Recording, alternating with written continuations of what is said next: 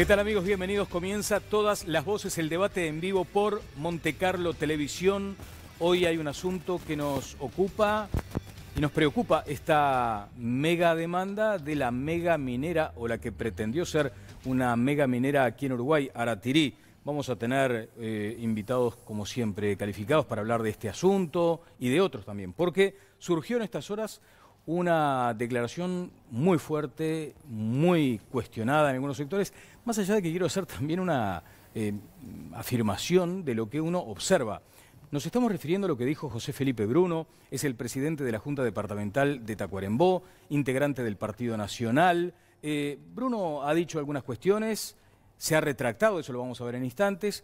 Lo curioso es lo que sucede cuando se publica la información y uno lee los comentarios, muchos de los cuales, a pesar de la retractación de Bruno, respaldan lo que dijo. ¿Qué fue lo que dijo exactamente Viviana Ruggiero? ¿Cómo te va? ¿Qué tal? Muy buenas noches, Daniel. Tengo la carta de Bruno acá, y esta es la carta que va a considerar el directorio del Partido Nacional el lunes. Esto que dice Bruno, dirigido al directorio del Partido Nacional, es lo que van a estar evaluando y van a tomar alguna medida.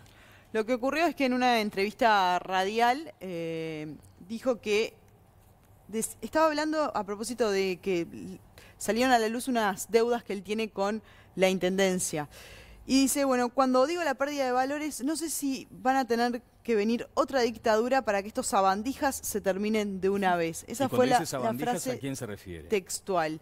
Bueno, yo no escuché la entrevista completa, pero al Frente Amplio, ¿no? Sí. Porque de hecho también hace referencia a lo que se ha robado en la Intendencia, ¿no? Y dice, el tipo que roba, como han robado acá, se ha llevado un montón de cosas, como se han robado acá, se han llevado un montón de cosas para la casa. Algunos se han llevado a la Intendencia para la casa. Algunos, exacto, también. De hecho, bueno, hay una declaración, ¿no? Claro, lo que pasa de la es que bancada también, del Frente Amplio, claro, del departamento. Sí, tenemos una declaración, y además del propio Frente Amplio aquí en Montevideo, que tomó como graves estas declaraciones. Lo que sucede allí con José Felipe Bruno es que habla de sabandijas y uno se pregunta, bueno, pero si publicaron tu deuda, en fin, ¿a quién te está refiriendo? Después dice que no tiene ni nombre, que, por ejemplo, ante lo que sucedió con Sendik, lo vayan a acusar a él, en fin. Ahí es donde se configura esa situación. Pero el Frente Amplio quiere saber, primero, si hay condiciones éticas para que él siga al frente de la Junta. Sí. Y después pasar a la justicia algunas de las cosas que dijo. Por ejemplo, si dice que hay gente que se llevó la Intendencia para la casa. Lo que dice esta declaración es que, además de estudiarla desde el punto de vista jurídico, como lo estamos haciendo, también amerita, a nuestro juicio, una intervención de oficio por parte de la justicia. Y la Mesa Política Departamental del Frente Amplio le pide al Partido Nacional que asuma una actitud democrática, a la vez que exige la renuncia de Felipe Bruno a la presidencia de la Junta Departamental. Bueno, reiteramos, el lunes va a haber una sesión del directorio que va a tener este tema. ¿Comentarios de esto, Conrado? Es un episodio muy triste y además muestra que el señor no tiene freno de mano. Digamos, en la carta que manda, que es extensísima al directorio, sale a explicar y repasar su larguísima trayectoria en el Partido Nacional, y creo que nadie lo ponía en tela de juicio, pero hay cosas que no se pueden decir y este señor las dijo, y bueno, y está pagando los costos de semejante imprudencia. ¿Oscar? Sí, nosotros tuvimos una experiencia muy negativa con Bruno recientemente. El 11 de mayo cumplimos 60 años como sindicato, hubo un homenaje del Parlamento, muy sentido además por todos los partidos políticos se pronunciaron. Hubo homenaje en 18 juntas departamentales de todo el país, menos Tacuarembó. En Tacuarembó, quien argumenta en contra de que se haga homenaje a sindicatos es Bruno, sale públicamente, no había denuncias de esto, ¿no? O sea, una cosa muy... La comisión de homenajes insistió, decir, bueno, pero en todo el país se está homenajeando los 60 años de la institución, y él entendió que no era importante, o sea... Yo leí la carta en el sentido de que estaba enojado porque se le descubrió la situación de las deudas con la Intendencia. Ahí no tenía deudas con la Intendencia y sentó un antecedente muy nefasto, ¿no? Bien, tengo a estos invitados calificados que ustedes conocen. No sé si el senador Pedro Bordaberry quiere hacer algún comentario sobre este asunto. No tiene justificación. Lo único que creo que podría decir es me equivoqué. Y con eso nada más, y no es lo que pienso. Lo único que se puede decir. Diputado Jorge Pozzi. En el mismo sentido, se le fuera moto, como decía Connie, y yo creo que lo que conviene es que se retracte, porque me parece... No puedo creer que sea lo que él piensa en realidad. Creo que fue un momento de una gran calentura por todo lo que lo que salió, que en realidad lo que salió es cierto, porque lo reconoce, tenía deuda con la Intendencia. Pero por eso llegar a decir todo lo que dijo, no puedo creer que sea un hombre que realmente piense eso. Sí, después estaba el detalle ese que yo mencionaba, ¿no? Debajo de la nota, por ejemplo, en El Observador, también sucede en El País y en otros portales, hay gente que dice, está bien lo que dijo. ¿Qué me dice, estimado César Vega? ¿Cómo le va?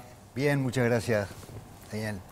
Y no, yo creo que hay problemas gigantescos en el país como para ponerse a prestarle atención durante un minuto a lo que dijo el hombre, ¿no? Bien, No. se trajo... No la ristra, como en aquella oportunidad. En agosto fue del 2014, estaba el señor senador Bordaberry. En esa oportunidad claro. te conocí a vos, a Bordaberry, a Bacheta. Se me terminaron, pero bueno, por lo menos traje uno de recuerdo que está germinando. Sí, está germinando. ¿Puedo destinar Y como el tema es el mismo, Bueno, ¿puedo disponer el destinatario? ¿cómo no? ¿Sí? Porque está cumpliendo años. Ah, bueno, muy bien. Claro. Mirá, feliz cumpleaños. Ahora podían haber hecho un esfuercito más, ¿no? Me voy a pelear con el Ajo de Vega, pero... Es lo que me quedó. O armamos un sindicato para reclamar al canal que aumente el sueldo. Es lo que me quedó. Siempre reclamando, Una coletita mínima. Si Andrade lo utiliza bien, Sí, claro. es un buen regalo porque de 1 da 10, que no lo de valía. 10 da 100, Yo estaba pensando hacer un guiso. de 1 da 10, de 10 da 100, de 100 da 1000, de 1000 da 10.000, de 10.000 da 100.000 y en pocos años es un montón de ajo y un montón de dinero. Bien hablado. Bueno, Que Víctor hoy Baque- por hoy viene todo de China, lamentablemente. Ah, Sigue viniendo de China. Bueno, Mónica Botero por esta vez no estará con nosotros. Sí, Víctor Baqueta, periodista y además ambientalista. Ha estado desde hace muchísimos años vinculado a estos movimientos. Víctor, muchas gracias por su presencia en el panel. ¿Cómo le va? Muchas gracias a ustedes, bien. Bueno, Raúl Viñas me dio una nota hoy Sí.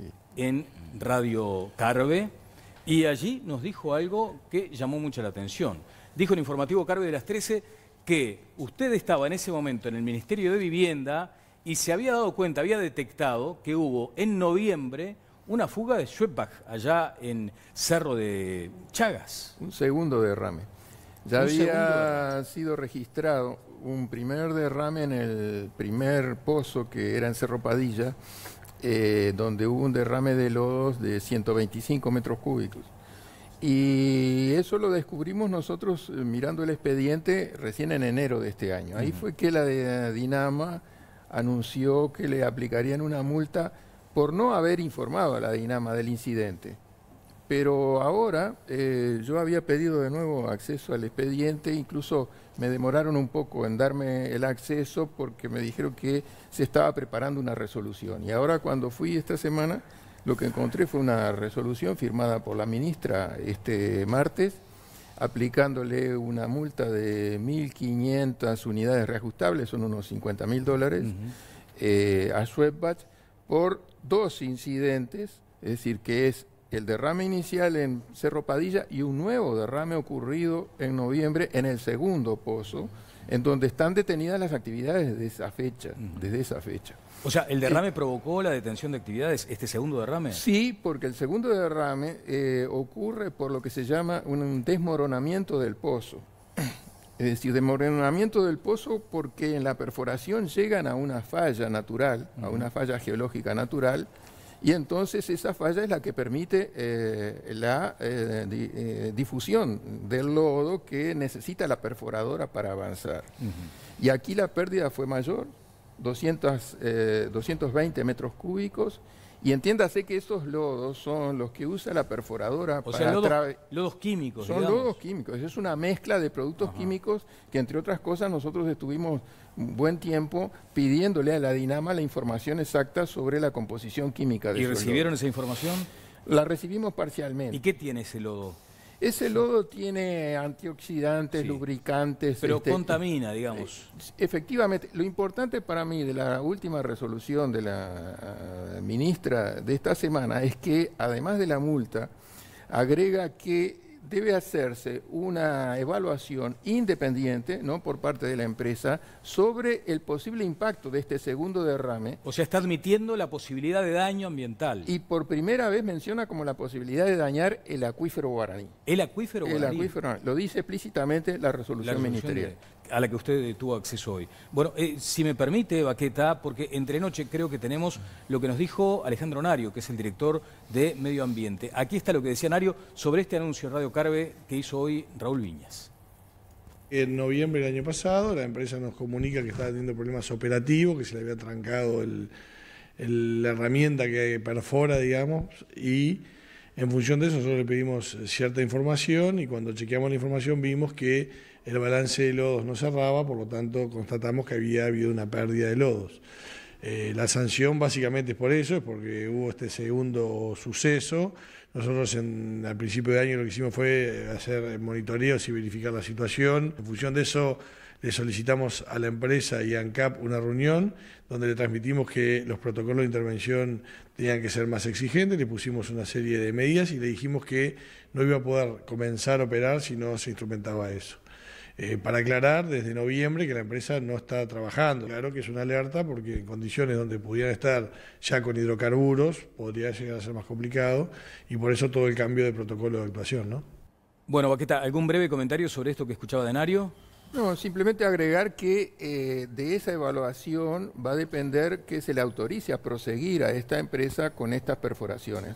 Y que nosotros venimos denunciando hace tiempo y desde el origen de la autorización ambiental para esta empresa que el plan proyectado no era aceptable y los riesgos que podía ocurrir lamentablemente han ocurrido.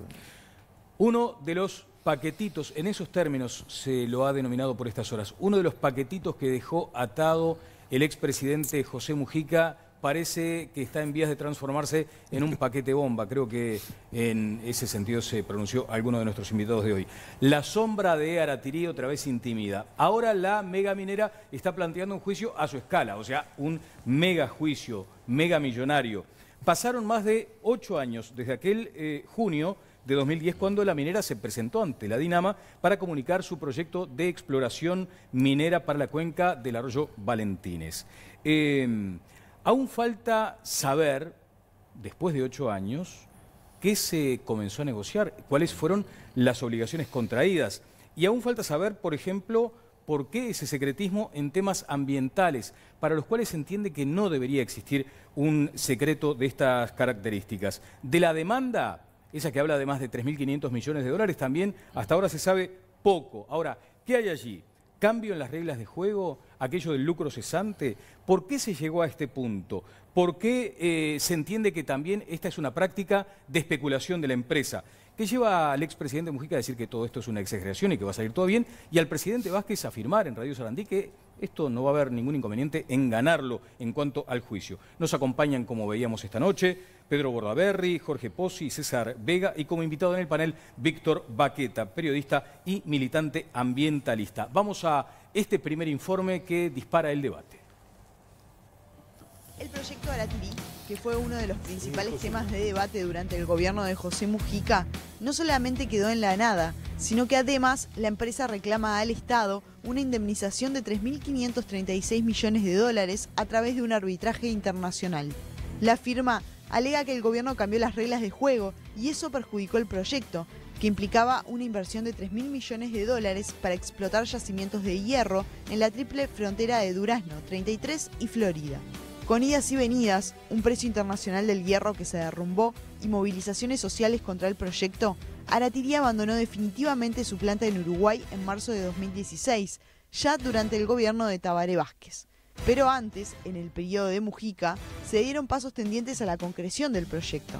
Se aprobó una ley de minería de gran porte, se modificó el Código de Minería de 1974 y se intentó avanzar en la construcción de un puerto de aguas profundas en Rocha, que se utilizaría básicamente para la exportación de Aratirí.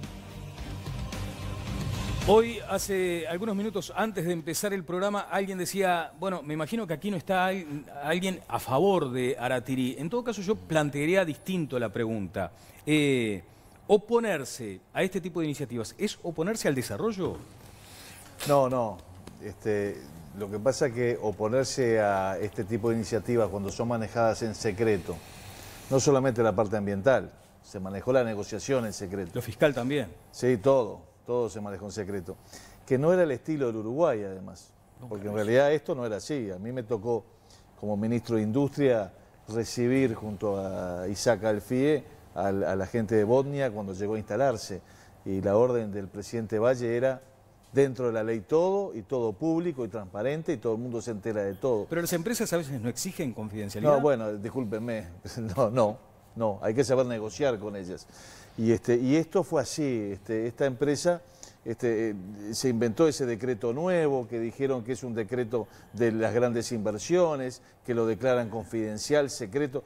Entonces, cuando vienen estas demandas, a uno le preguntan, y siempre se pregunta, ¿y qué le firmaron? ¿No? Porque uno ve y dice, esto es para ponerse nervioso. Tener un juicio de 3.500 millones de dólares es para ponerse muy nervioso. Por ejemplo, el presupuesto de educación del año, que son 2.000 millones de dólares. El presupuesto de seguridad en el año son 850. Nos lleva más lo que este juicio si lo llegamos a perder. Tampoco podés pronunciarte sobre el riesgo, aunque parecerían haber argumentos como para decir, che, tampoco se la van a llevar de arriba. Pero es un arbitraje. Del otro lado hay un estudio jurídico de recontra primer nivel, que no se embarcan en estas cosas si no ven un poco de posibilidades, no gastan ni invierten en esto si es eso. Pero yo le veo sí algunas puntas para que el Uruguay se pueda defender. Hay 2 o 3 cosas. Después me las dice en todo caso, Dale. Pedro. Voy con Jorge Pozzi. Antes, si me permite, Jorge, esta placa que elaboró la producción puede dar magnitud de lo que estamos hablando. Se menciona 3.500 millones de dólares, en principio es la cifra que se ha manejado, que sería la demanda de Aratirí contra el Estado uruguayo, y allí se menciona 1.100 millones de dólares más que el déficit fiscal del país. Las inversiones que las AFAP hicieron en 14 años representan este volumen. El mantenimiento de 2.600 kilómetros de ruta y el aumento del presupuesto para 2019 y 2020 multiplicado por 20. Eso es 3.500 millones de dólares hoy. Diputado Pozzi. Bueno, nosotros vemos las cosas, no nos ponemos nerviosos, lo que vamos a hacer es trabajar para que esa demanda no prospere, como lo hicimos con Philip Morris en su momento, y terminamos ganando y Philip Morris pagándonos. De manera que nosotros lo que vamos a hacer es trabajar, el gobierno ya destacó gente para ir a hablar, para ponerse al tanto de qué es la demanda y cómo enfrentarla, y la vamos a enfrentar con toda la fuerza que el país tiene, y yo estoy seguro que vamos a salir airosos de todo esto. ¿Es equiparable ¿Que lo son de... 3.500 millones de mucha plata? Ajá. Eso está clavado. ¿Es equiparable lo de Philip Morris con esta situación? No, yo no digo que sea equiparable porque no conozco ni siquiera qué dice esta demanda. Pero la Yo lo que vocación te digo es, contra Philip Morris era salud pública, ¿no? Claro, una multinacional del calibre de Philip Morris, que no solo se dedica al cigarrillo, se dedica a muchísimas cosas más, enfrentó al Uruguay para doblegarlo. ¿Y cómo salió Philip Morris? Pagando al Uruguay porque no pudo probar nada de lo que dijo. Claro, uno imagina que en aquel caso pensamos se planteaba... que Aratirí, que es una empresa que ni siquiera minera era, ¿no? Porque en realidad era una empresa que hizo estudios geológicos para poder vender el paquete después a alguna minera, realmente minera, una empresa que supiera sacar el mineral que había ahí. Y bueno, decidió llevar este camino, nosotros lo que vamos a hacer es enfrentarlo. Correcto, le quería decir, Jorge, que en aquel momento lo de Philip Morris se sustentaba en aquella cuestión de que la salud pública estaba por encima de los intereses o de los eventuales convenios internacionales. Imagino que en este caso de Aratirí que se planteará el cuidado del medio ambiente, supongo. A ver, cuénteme, Peri. Y sí, nosotros estuvimos en las 6 marchas, no digo que con eso 6 o 7 fueron al final, de la primera a la última. Como Peri, Partido Ecologista, también no organizábamos nosotros, pero fuimos a todas. Sí organizamos la primera que hubo contra Monsanto en Uruguay, y sí organizamos el poco movimiento que hubo contra la instalación de Bosnia y Ence, 2 plantas de celulosa a 5 kilómetros de distancia una de la otra, lo cual iba a ser nefasto y por lo tanto una se retiró, por suerte. El proyecto de esta gente, como el de Soepach, es tremendo para la contaminación del país, pero en nos venimos a enterar de estas perlas. Y yo ya me estoy preguntando qué ha hecho bien Mujica en el gobierno. Y lo pregunto a todo el mundo porque de verdad empiezo a encontrar que la gente se empieza a dar cuenta de que todo lo de Mujica fue humo. Y entonces tenemos que esos 3.500 millones te equivalen a toda la crisis del 2002. Mujica te sumó 10.600 millones de dólares. Mujica sumó 10.600 millones de dólares. Por primera vez en la historia la deuda pública tocó los 5 dígitos de millones. Y a eso va a haber que sumarle estos 3.500 que ahora empezamos a pensar, ojalá que no, pero puede ser sí también, por lo que dijo Bordaberry. El estudio que la agarra es un estudio que asesora a los más tigres del mundo. Entonces, es muy complejo esto. Tenemos muchos problemas en el país como para que se le agreguen entonces. Bueno, César Vega del Peri está comentando esto. Yo le preguntaba primero al senador Bordaberry si no hay interés en el Estado en promover el desarrollo y que por eso apunta a este tipo de negociaciones. Pero vamos a ir con ese asunto más adelante. Quiero ir con Jimena Savaris, nuestro sondeo de hoy, y por otra parte, Jimena, ya están apareciendo los primeros tweets. Así es, Daniel, buenas noches para todos. Es momento de abrir la comunicación con nuestros televidentes porque les vamos a compartir algunos de los mensajes que nos llegan vía Twitter usando el hashtag OpinoEnTLV. Por aquí vamos a ver cuando aparezca el mensaje de Daniel Berger que opina: no podemos seguir pensando que el acuífero guaraní está intacto. Hace años está contaminado. Solo que se piense que Uruguay esté rodeado de una burbuja hermética. Jugaron con una empresa que solo piensa en el trabajo y el dinero. Ahora es tarde.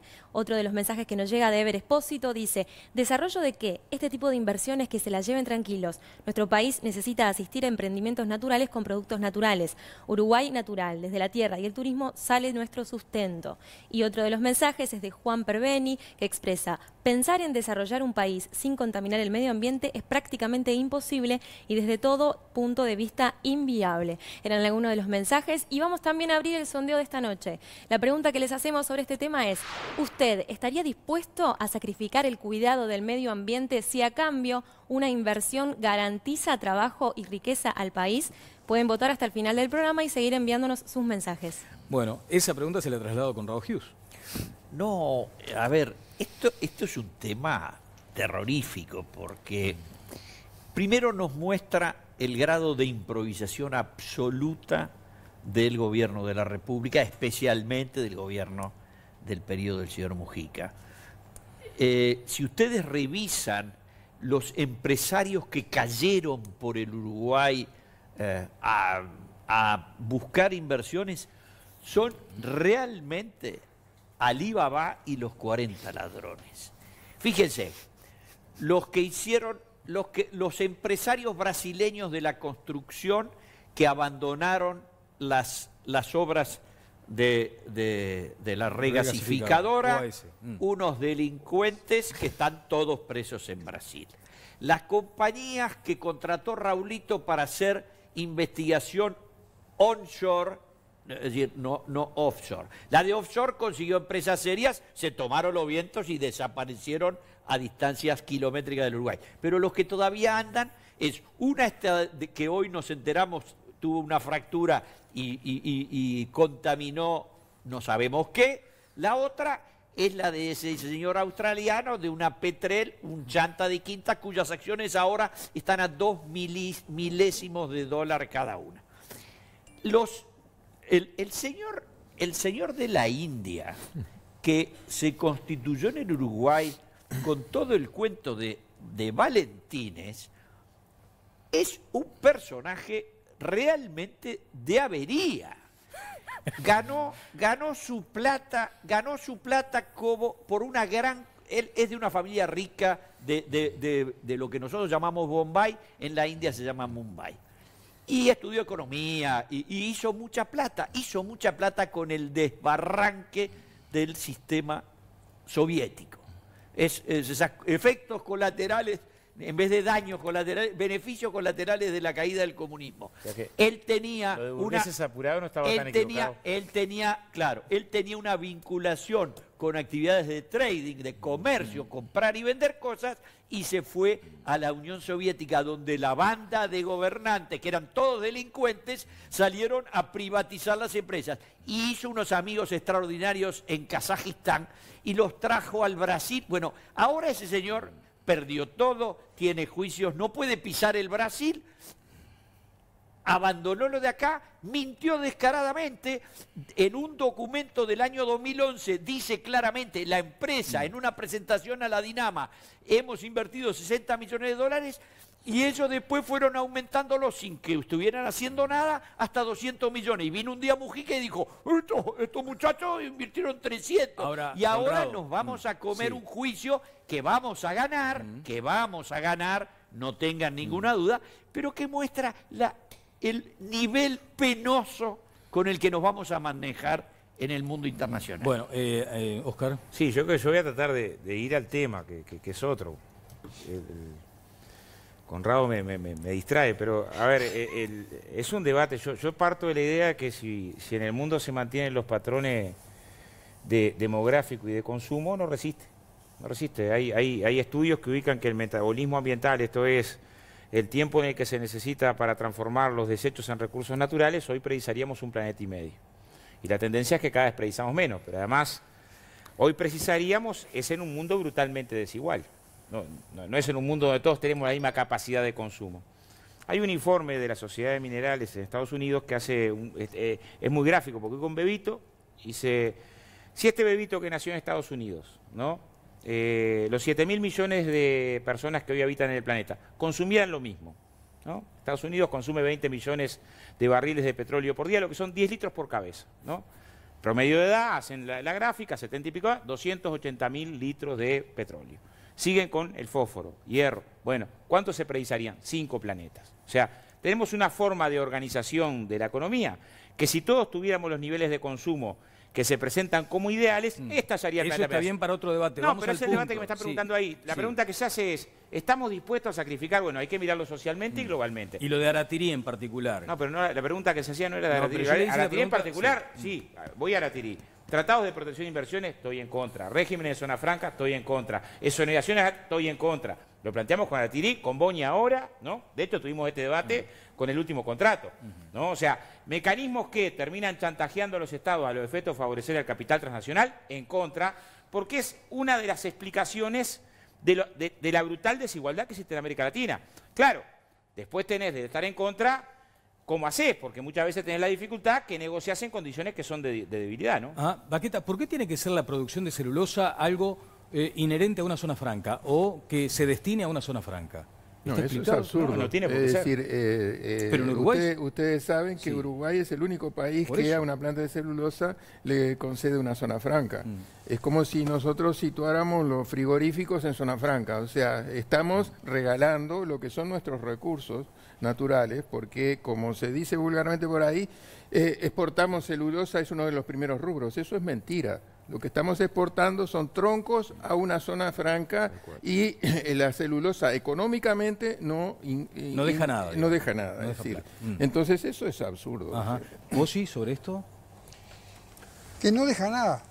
Bueno, en principio dejó la inversión de 3 años de trabajo de 5 o 6 mil operarios en cada una de las plantas. Que 3 años o 4 años de trabajo no es poca cosa en la vida de los seres humanos acá en Uruguay. Sigue dejando los que hoy están trabajando. Yo me gustaría que ustedes fueran y cerraran. Dijeran, bueno, no puede producir más. A ver si hay algún problema social o no. No solo de los que trabajan allí, en cualquiera de las 2 plantas de celulosa, sino además de los que trabajan para esa planta de celulosa. Entre otras cosas, gente que trabaja en los montes, que transporta la madera, todo eso. Sería bueno. El Frente Amplio ha elegido este camino, que ha dado estos resultados para esa gente. Es bueno que si algún día esto se renueva y viene otra gente, con otro equipo, con otras ideas, yo quiero ver. Es una cuestión que me interesaría ver. ¿Qué pasaría? Es probable, cerremos Monte del Plata, cerremos, o digamos, no estamos en zona franca, y que se vayan, veremos qué sucede. Es un ejercicio que me gustaría verlo, porque de afuera se están cerrando empresas que emplean mucho más. Se están cerrando empresas que emplean mucho más. Tabaré Vázquez fue el crítico número 1 de las plantas de celulosa, recordémoslo, porque si no parece que estamos... La primera planta de celulosa se la debemos a Valle, la segunda en todo caso al Frente. Y este disparate de poner una tercera, que sería 3 veces más grande que la otra en un río que es 10 veces más chico y que está parada el agua, hay cianobacteria así en el Río Negro, sería liquidarlo definitivamente. Es una locura. No todas las actividades del ser humano son contaminantes. Ese ajo se puede plantar contaminando como en China o sin contaminar orgánicamente, biológicamente. Pero Vega, ¿cómo hace un país pobre como Uruguay para conciliar la necesidad de tener industrias para emplear gente? Todas las industrias en definitiva contaminan en distintas medidas, pero contaminan. Y el cuidado del medio ambiente. Como la ganadería, de hecho, ¿no? Pero altamente la ganadería de Hernán Tarias no contaminaba. La ganadería de los feedlot esta hecha a prepo, encerrando, en este lugar meten 100 cabezas de ganado, contamina. Una planta de celulosa tiene que estar lejos del río. Es una discusión inútil, es una discusión inútil sostener que alguna actividad humana no tiene impacto ambiental. Es decir, acá es un problema de grados. Si discutimos los grados, entonces veremos que hay actividades que son insustentables y otras que pueden ser sustentables. Jorge del Frente Amplio defienda, como defendimos nosotros toda la vida, la inversión privada, la inversión extranjera, y defienda las inversiones como las de UPM, como las de Monte del Plata, empresas transnacionales. Yo creo que lo mejor que le puede pasar al Uruguay es que vengan muchas inversiones. Y en ese sentido es muy bueno el cambio que tuvo el Frente Amplio, de decir que no a todo esto tanto tiempo, y Óscar ahora los critica, pero cuando van al Parlamento levantan toda la manito, ¿no? Cuando llega el momento no los veo bajando la manito. Y entonces me parece que es muy bueno.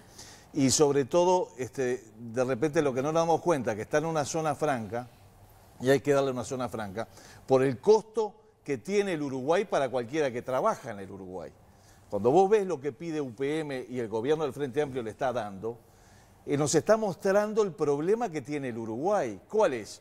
Exceso de carga impositiva. Entonces lo llevan a la zona franca para no tener la carga impositiva. Falta de infraestructura. Entonces le construyen el tren. ¿Y qué sufre el productor uruguayo? Falta de infraestructura. ¿Qué más régimen laboral especial? Piden relaciones del trabajo, que le aseguren que no les van a ocupar la planta cuando la están construyendo, como le hicieron en Monte del Plata. Y si el gobierno del Frente Amplio no se lo firma, no van a hacer la inversión. Se lo va a firmar. Y encima, ¿sabe qué pide más UPM? Con razón, mejor educación. Entonces, ¿qué nos está diciendo UPM hoy en día? Nos está echando en la cara diciendo, si usted quiere inversión, si quiere gente que produzca trabajo, tiene que cambiar la parte impositiva, tiene que dar reglas claras en materia de trabajo, tiene que invertir en educación y tiene que tener una buena infraestructura. Ese es el gran drama. Y sobre todo, además, cuidar el medio ambiente. Porque la planta de Botnia, UPM en Fray Bentos, debe ser la planta más monitoreada del mundo. Y eso le costó al inversor en aquel entonces como 300, 400 millones de dólares más. Lo que pasa es que se negoció bien, se le exigió y no contaminó. Lo que hay que hacer es seguir trabajando bien, ¿no? A veces es interesante cómo se critica a las personas, a las organizaciones, a los partidos políticos que cambian. Cuando todo el mundo cambia. Cada uno de nosotros cambia desde que nacemos hasta que nos morimos millones de veces. Y los partidos políticos y todos cambian también, ¿por qué no? ¿Está mal eso? ¿Hay que ser rígido desde el 1900 hasta ahora, ignorando todo lo que sucedió en el mundo?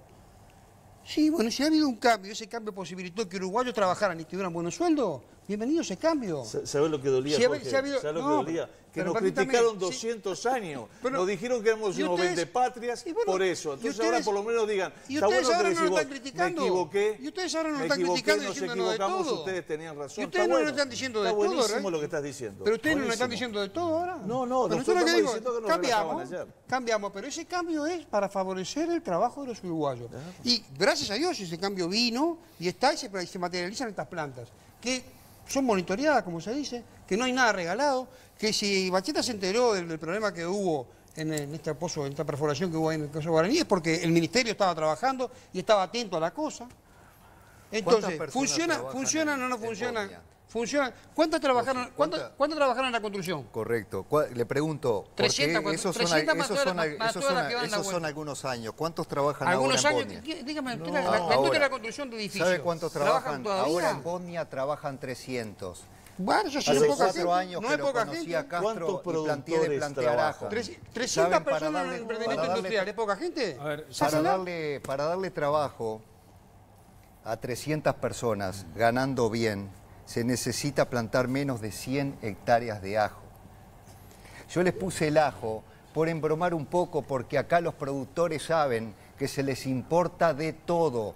Nos enteramos hoy incluso que de cada 10 bolsas de esas que usamos para contaminar el medio ambiente, lo estaba escuchando al señor Nario en su informativo de radio, 8 son importadas.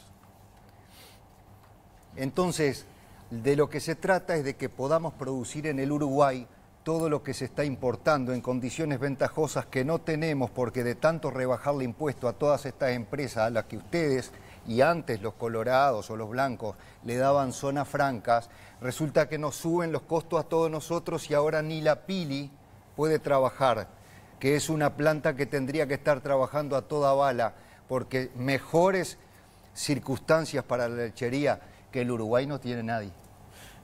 Voy con Jimena Savaris porque hay más opiniones de la gente. Quiero también volver a escuchar a Conrado, a Baqueta, a Óscar. A ver, Jimena, por favor. Sí, vamos a compartir otros de los mensajes que nos envían ustedes a nuestro Twitter, @todalasvoces4 y usando el hashtag Opino en TLB. Son variadas las opiniones. Por aquí dice GM Tip.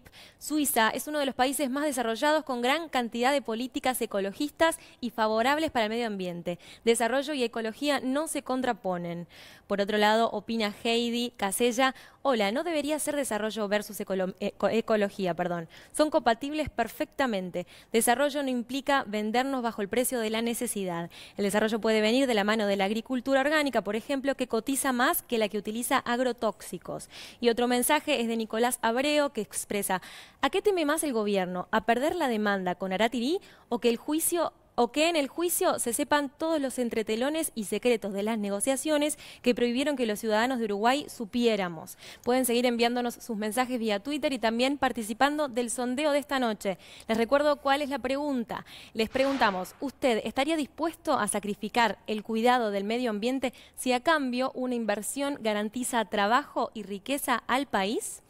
Bien, allí está la pregunta planteada. Conrado, me dice alguien vinculado además a, en este caso a Petrel, este australiano chanta que dice Conrado, invirtió 18 millones de dólares en Uruguay. Un invento. En 5 años, entre otras cosas, no solo se le exigió que ponga, además al otro socio, y además creo que hay, hasta donde sé, una instancia penal donde lo que se está haciendo es tratando de, a ver, déjenme buscar acá.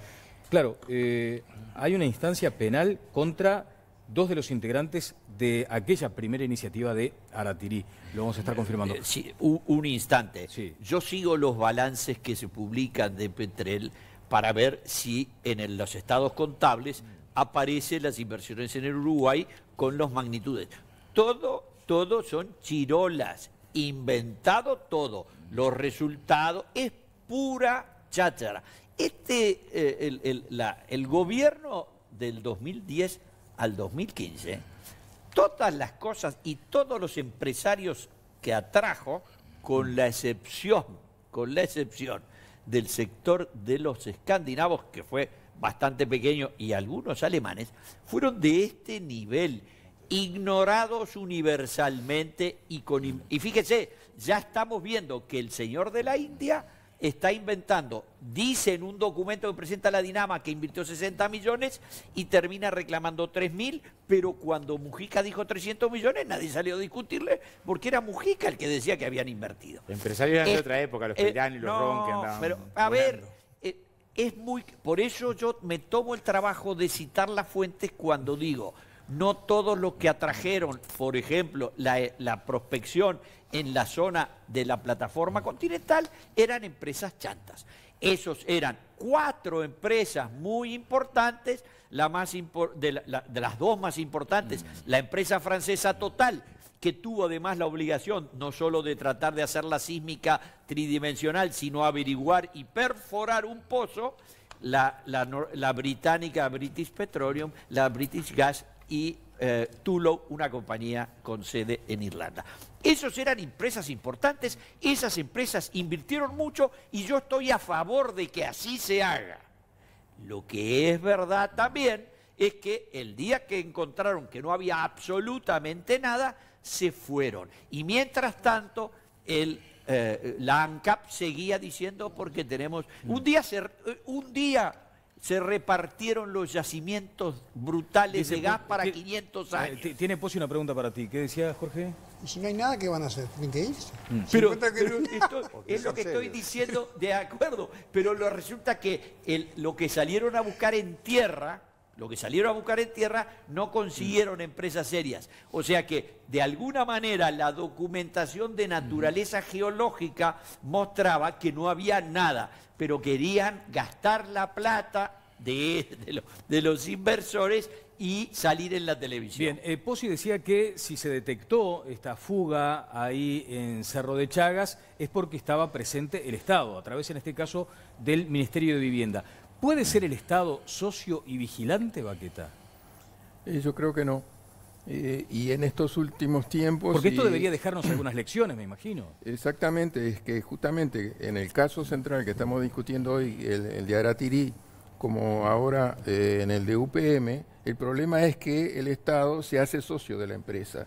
Y eso es lo que ya impide los controles, la transparencia en las negociaciones, y el Estado pasa a defender los intereses de la empresa. Como en el caso de Aratirí, en el Consejo de Ministros el presidente repartía un texto para que los ministros salieran a defender el proyecto. Ese o ahora... lo había hecho Aratirí, además. Se lo había dado el presidente Aratirí. Exacto. Lo que decían los ministros, lo que le habían repartido a Aratirí. Bueno, pero como hoy en la web de la Presidencia de la República, para explicar el contrato, lo que está es una presentación en PowerPoint de UPM. No hay hasta hoy un informe del gobierno uruguayo, del Estado independiente, sobre las implicancias del proyecto UPM, los beneficios económicos. Ahí en los últimos días el ministro de Economía balbució una cifra que dijo además aproximadamente. 120 millones aproximadamente. 130 millones aproximadamente, pero no lo tenemos hasta hoy. También hoy tenemos la información de la empresa casi como información oficial. En la web de la Presidencia de la República es eso. Adelantame lo que me vas a leer, pero adelantame porque quiero escuchar primero a Óscar. Hoy el país ya no tiene solo oro, no tiene solo cemento, sino también tiene hierro. Está la posibilidad de que haya níquel y uranio. ¿Quién dijo esto? Bueno, ¿quién dijo eso? Me lo decís ahora. Óscar, por favor. Sí, a ver, para reflexionar, nosotros, con respecto al tema laboral, la firma del acuerdo con UPM es calco que la firma del convenio de la construcción general. No hay un punto, una coma de diferencia respecto. Es más, tiene más componentes el acuerdo general de prevención de conflicto que el que se firmó con UPM. O sea, no hay ninguna modificación. Pero más allá de eso, que es una discusión jurídica, pero que aparte un estudiante de Derecho recién iniciado es leer el convenio y leer el acuerdo para encontrar que no hay diferencia, hay una práctica. ¿Hubo 2 plantas de celulosa? ¿Hubo 2 plantas de celulosa sin conflicto en Uruguay? No, al revés. Pero en realidad... Pero pueden pararle la construcción a la planta. Pero en realidad, no es que pueden parar, no es teoría, Daniel. Ocupamos la planta. Yo estaba en la planta cuando la ocupamos en la mañana, ¿no? Pero digo, después de Ahora, esto. cuando ocupamos la planta en la mañana, buena parte de la oposición puso grito en el cielo acerca del papel de los sindicatos. No fueron en solidaridad a comer un guiso con la ocupación, ¿no? Como en general no lo veo. Sin embargo, ahora hay una discusión, la tuvimos con, creo que el senador García acá, que es la misma, que surge el texto. ¿Qué es lo que se firmó? Un acuerdo que dice lo mismo que dice el convenio general. Las partes se abstienen a tomar medidas hasta que no agotan las instancias de negociación. Las partes. Por lo tanto, no puede haber ni despido, ni suspensión, ni reestructura por parte de la empresa hasta agotar las instancias de negociación. Es diferente al convenio general, idéntico al convenio general. No hubo régimen laboral especial. Sí, Baqueta. No, lo que tiene grave en las relaciones laborales, el contrato o llamado contrato ROU-UPM, es la cláusula en donde dice que los acuerdos de las negociaciones futuras entre el sindicato de UPM y la empresa UPM van a ser ley después. Ajá. O sea, eso es una intervención en la autonomía del poder legislativo. Son atribuciones que se están asignándole a una empresa en una negociación particular. Es como si me dijera, no sé, en Fripur la empresa se pone de acuerdo con su sindicato y eso lo convertimos en ley general ya por decreto. Yo le voy a aclarar algo a Baqueta porque refiere al acuerdo República Oriental del Uruguay con UPM, que es distinto al que participó el PCNT.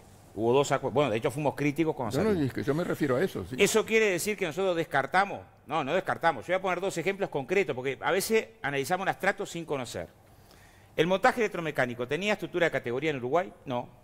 O sea, soldador, cañista, instrumentista, ¿estaba regulada su categoría? No, estaba desregulada. ¿Dónde se reguló? En la primera planta de celulosa, aprovechando que era una obra que tenía una cantidad importantísima de trabajadores de montaje electromecánico y a partir de ahí sacó una estructura que logró saltar la categoría 12 de la construcción a la 18. Segundo ejemplo. Nosotros salimos después de que muera Andrés Zuc en Montes de Plata, después de la muerte del compañero y después de la ocupación, con un acuerdo que establecía, por primera vez, que el delegado de seguridad tenía facultad de clausura. Por lo tanto, que podía clausurar el sector de trabajo si había riesgo de vida. Eso que fue un acuerdo en Montes de Plata, a partir del decreto 125 del año 2014 pasó a ser para toda la construcción. No necesariamente que vos tengas experiencias particulares quiere decir algo negativo. Digo, si conocen uno al revés, me lo pasan. Lógico. Digo, en términos de antecedentes negativos. Pero eso no habilita a que... No, estoy de acuerdo. Y salí críticamente cuando salió Coño va a dar un anuncio después, sí. Yo creo que está claro esto. UPM no va a mover un dedo hasta tanto no le aseguren las normas mínimas que le aseguren poder hacer la inversión sin que corra riesgos. Entonces, no empieza hasta que no empiece el ferrocarril. No empieza hasta que le aseguran que no le van a ocupar como le ocupaban la planta de Monte de Plata y le demoraron 1 año y pico más la inversión. Porque eso es lo que va a pasar. Podemos acá de hablar muy fuerte, etcétera, pero todos sabemos que se lo van a asegurar porque lo necesitan. De eso no hay duda. Lo que sí me parece es que todo esto no debiera ser secreto, porque a nosotros nos tocó negociar con los mismos en el año 2002, 2003, cuando llegaron por primera vez. Y fue todo público. Todo público. Y todo con cada entidad por separado. La planta de Stora Enso... Jorge Valle, presidente, nos dijo todo transparente. Cada uno va a la Dinama y hace su gestión. Ahora, tu opinión, va al Pedro, es que Ministerio de estarías de acuerdo Economía y en hace la limitar el cosa. derecho de huelga para que Y las normas laborales se cumplen como se tienen que cumplir para cualquier empresa. En Montes de Plata fue un justicia. desastre. Capaz que no conocés, pero fue un desastre en Montes de Plata las empresas. Un desastre. Evasión de aporte, falta que un desastre. La planta Digo, fue un desastre. Ahora, ¿vos estarías de acuerdo en limitar el derecho de huelga para que se instale una inversión? No me cobre la de Mujica, Monte de Plata es Mujica y no tenés que decirlo. Mujica fue un desastre. Pero de vuelta, te digo porque hablás hablas del año y medio de atraso. En Boña fue un desastre. Mirá, Boña se instala, solo para que sepa, sin prever alojamiento para la gente. Los trabajadores vivían 20 en una casa uno al lado del otro. ¿Estás hablando de Boña o de Monte de Plata? De Boña. ¿Me decís Monte de Plata, Boña? Me decís, Boña estuvo muy bien. Sí. Boña ni siquiera previó alojamiento. Arrancó la obra sin tener siquiera comedor. Sí. O sea, capaz que no conociste lo de Boña. Boña fue peor. ¿Cómo no lo conocí? Bueno, fue peor. En términos laborales fue peor. Es un éxito. Bien, César, por favor. La planta de Stora Enso Arauco, no sé si ustedes recuerdan cómo se firmó. Fue una especie de 2 de enero, que no es cualquier día del año, entre 4 paredes. ¿Sí? Alberto Brescia, hoy está fallecido, con la gente de Stora Enso Arauco. ¿Se acuerdan? Sí. Todo secreto. Y ahora con esto de Arátiri, que fue todo un fiasco, porque esto de Samín Ferroz, ya el que estaba en este tema sabe qué clase de gente era.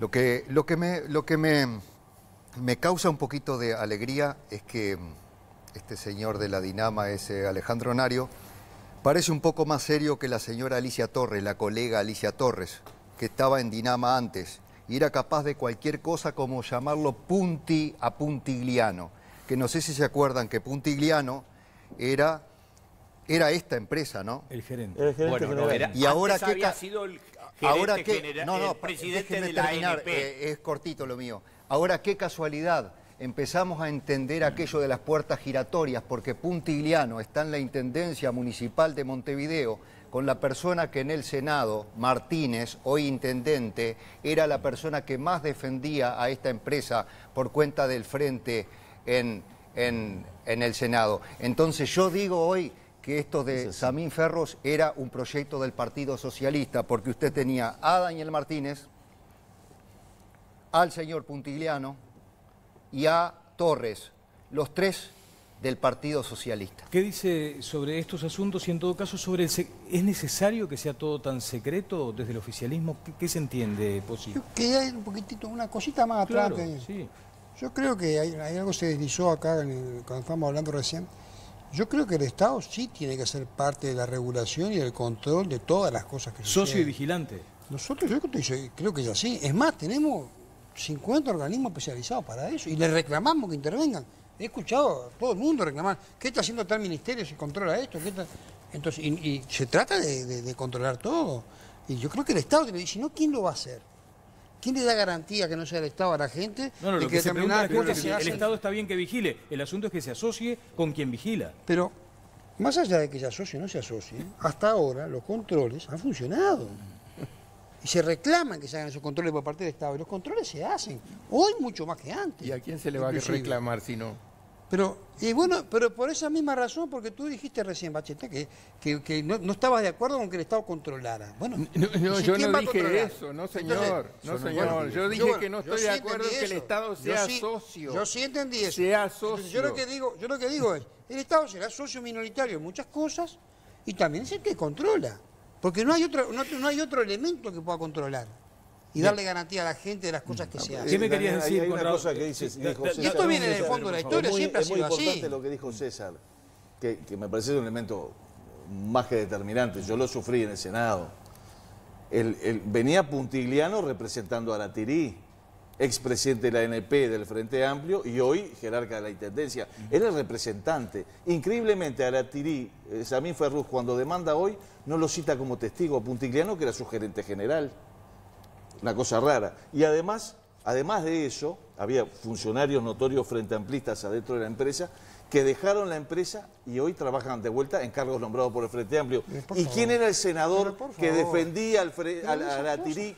Pero eso es puerta giratoria. ¿Quién era el presidente del Banco Central cuando la crisis? Las ¿Y empresas dónde que trabaja más hoy el presidente del Banco contaminan Central en la crisis? Eso se llama puerta giratoria. Usted hoy trabaja con el Estado y mañana en la privada. El Estado, dice, no nos alcanza un coso así. ¿Qué me querías decir, Conrado? El que dijo que tenemos la posibilidad del níquel y el uranio, pero lo que tenemos es hierro, y es cierto que nuestro código está atrasado y empezamos a trabajar en la transformación, que será el fin de año tengamos la nueva propuesta porque hemos avanzado mucho durante mi gestión y ahora se está trabajando en el ministerio, fue Daniel Martínez. O sea, Daniel Martínez el 7 de abril, el intendente de Montevideo, destacó que se debe diversificar, pero que Aratirí va a realizar una inversión de 700 a 1.500 millones de dólares. Y dice, es cierto que nuestro código está atrasado, pero empezaremos a trabajar en su transformación. Estaba todo así cocinado y iban a aplaudir. Voy con Jimena una vez más, creo que tengo más comentarios de la gente. También Viviana Ruggero quiere participar del debate, sí. Sí, seguimos recibiendo tweets de ustedes en el hashtag Opino en TLB. Por aquí el mensaje de Lautaro González que nos dice: el problema radica en el hecho de que seguimos con un sistema económico colonial. Lo demuestran las exportaciones, soja, lácteos, carne, se exportan solo materias primas, no hay valor agregado. Otro mensaje es de Uruguayan que opina: tenemos que convencernos de que las inversiones que vienen no traen el trabajo que se dice que nos darán. Siempre cedemos más y pedimos menos. Dan ganas de llorar. Y otro mensaje por aquí de Andrés que dice: lo cierto es que en los últimos años han destruido el país natural que teníamos en pos del desarrollo. Papeleras, monocultivos transgénicos, etcétera. Por suerte corrimos a Aratirí. Y les cuento también que cerramos el sondeo de esta noche. Les recuerdo, la pregunta era: ¿usted estaría dispuesto a sacrificar el cuidado del medio ambiente si a cambio una inversión garantiza trabajo y riqueza al país? Los resultados finales son: el 19% expresa estar de acuerdo con esto, el 74% dice que no y el 7% no sabe qué contestar. Hemos recibido 1.693 votos aquí al final del programa. Muchas gracias, Jimena. Vamos a una pausa y venimos a la ronda final de todas las voces esta noche.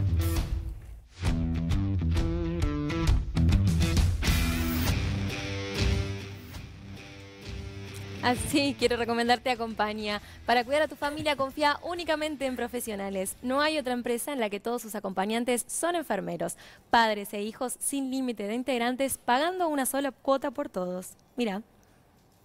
Cuando alguien muy querido cae enfermo, se lastima, tu único objetivo es darle apoyo, darle estima. Como Acompaña no hay. Es el único sistema que entiende tu dilema. Padres e hijos sin límite de integrantes todo el año, una sola cuota por todos. Como Acompaña no hay. Enfermeros que te cuidan, te lo digo, es otra cosa. Ingresamos ya al tramo de las opiniones finales. Quiero dejar planteada simplemente una pregunta, porque estamos debatiendo sobre esta megademanda. Las razones por las cuales se plantea esto es porque Aratirí se fue. Ahora, ¿por qué se fue? ¿Porque le cambiaron las reglas del juego o porque el precio internacional del hierro no justificaba seguir adelante. ¿Tenías un aporte, Viviana, además? Dos comentarios. Uno, que este fin de semana viajó una delegación del Poder Ejecutivo para encarar el comienzo de este juicio, pero esto se va a dilucidar en el próximo gobierno, ¿no? O sea que en todo caso va a ser un problema a enfrentar por quien gane la elección en 2019. Y después, esto que vos decías y que está planteado en el sondeo del día de hoy también, quienes están muy tristes es en Valentines, ¿no? Porque en el año 2010 tuvieron un boom a raíz de la llegada de Aratirí.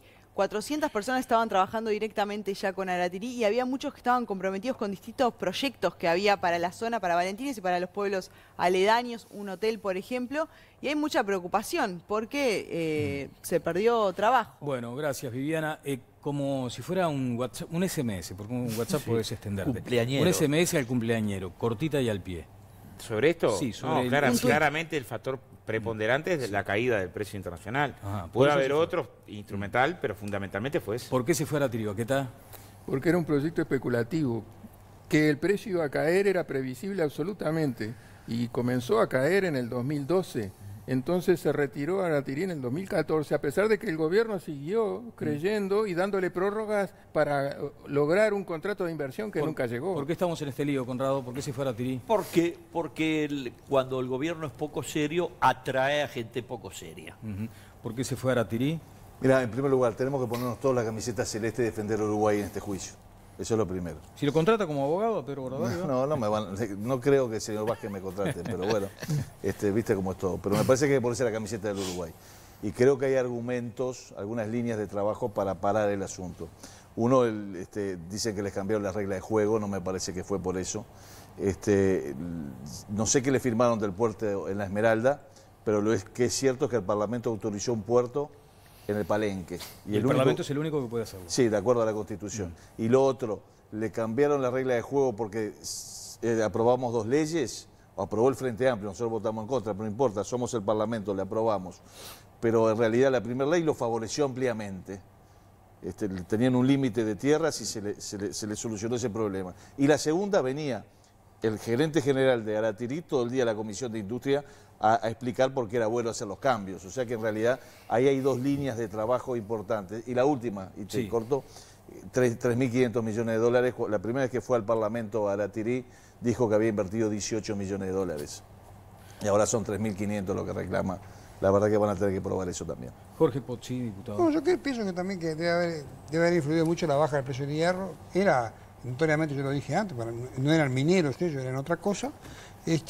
También pienso que las limitaciones que le puso la ley que se votó en el Parlamento sobre la megaminería puede haber influido, yo no sé esto, pero puede haber influido para que ellos terminaran, que el negocio no le cerrara, no se lo podrían vender al que se lo querían vender y terminaron yéndose y dejando todo ahí. Pero la ley fue muy trabajada y algún día tenemos que discutir y hablar sobre la ley. César Vega. ¿Puedo mostrar? Es un triunfo esto. Ahí está. Hacía mucho tiempo que algunos gobernantes bastante desfachatados que dicen que hay que hacer cualquier cosa y que todo sale bien, no se encontraban con tanta gente en la calle. En todos los informativos, cada vez que hubo una marcha estuvimos ahí. El pueblo tiene que estar en esas marchas. A veces parece que si uno no va no pasa nada, pero hubieron algunas que sumaron decenas de miles de personas. Y esas marchas los ponen nerviosos muchas veces a los gobernantes. Sobre todo como a Mujica, cuando dijo hagan, y al final era todo charamusca. Se puede demostrar que estas empresas estaban todas mal avaladas, menos alguna casualidad. Mira, esta es la musiquita que nos hace que nos retiremos. Hasta el próximo martes a las 10 de la noche. Muchas gracias, César. Gracias a vos. También, diputado Pozzi, también senador Bordaberry. Muchas gracias al panel, a Baqueta especialmente. Nos vemos el martes. Que pasen bien.